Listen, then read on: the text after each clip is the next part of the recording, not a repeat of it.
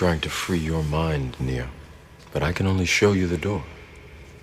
You're the one that has to walk through it. You know, I'm not here to trick you or nobody else. Huh? And you can't trick me because I started off like you. Huh? I started off as ignorant. I had ignorant mother, ignorant father. Huh? I learned how to not worry about what people say because I've been a victim of verbal abuse my whole life. You ain't shit. You ain't never gonna be shit. You the devil. You know, and I let that verbal abuse, I believe that's one of the worst things a person could undergo because it affects you. I think verbal abuse is worse than anything else. Because it affects you emotionally, psychologically, and physically. It'll stunt your growth. A motherfucker always telling you what you can't be. And you get to believe in that silly ass shit about yourself. Yeah. And then, man, you know, after that, when you break them chains of verbal abuse and you start realizing just anything somebody tell you, reverse it, because they just projecting. They projecting their fears onto you. Man, fuck you. Yeah. I'm with this, yeah, and we turn, yeah. This shit ain't about nothing. This shit ain't about nothing. Other people's opinion of me is none of my motherfucking business. Facts. I ain't finna be out here, nigga, rapping and losing my breath trying to convince you that I am what I already know that I am, man. I don't give a fuck. I see myself as someone who offers you a different perspective and challenges the way society sees things. Because evolution, growth, progression can't happen if all we having is convenient and comfortable discussions. Huge if everybody fact. agreeing with everybody else, we can't move forward.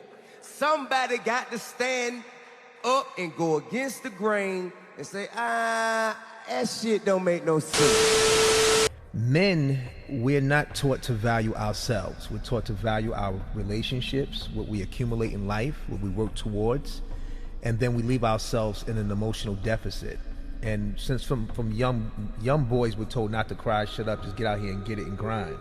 So while we do that really well. We can externally conquer, but internally we're depleted, right? So a true divine masculine attribute would say, okay, if I empower myself on a daily basis, you know, work on my emotional body, my mental body, and really feed myself holistically, I can show up better for my family.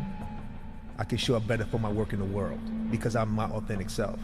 And that would be my my charge, what a divine masculine would be. A man that is really comfortable in himself, who's actually encouraged to work with other alphas, not trying to really compete with other men, just each one teach one, each one reach one. I see something in you, vice versa. We help each other be better. We take that back into our tribes and we continue to build.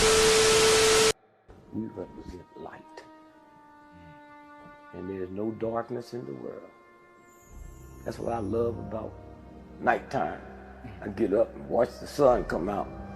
Sun come out and smack nighttime. Clean out the sky. It don't listen to no, wait, let me get two more. Pop, and it's gone. That's the power of light. And when you don't understand you light, then things change. Huh? They got niggas believing they dark. You go into a dark room and strike a match. And the room gets light. If you walked in this room today and it was 10 million cockroaches in here and 300 rats, you can't shoot them. You turn the light on and they will leave. That's the role of darkness. But when light gets scared of darkness, then you violate the universe. So what is it that you hate, Farrakhan? I hate the glass ceiling that others impose on black people to tell us how far we can go with the gift, skill, and talent that God has given us. I hate to see you fawning and acting like a slave to get an advance here and advance there because somebody else controls your destiny. I don't like that control, and I will live and die to break that kind of control so that black men and black women can be free to be whatever God made us to be, not what a white man or any other man says that they have for us to be. I hope you understand. It's not about hate. Trying to think on a higher fucking level than some goddamn dollar bill. Does anybody understand what the fuck I'm trying to say here? You the richest people already on the top. How much more shit out the mall you need to buy? How many more cars you need to buy? What I'm trying to teach you is to be a God. What you ever see Godzilla?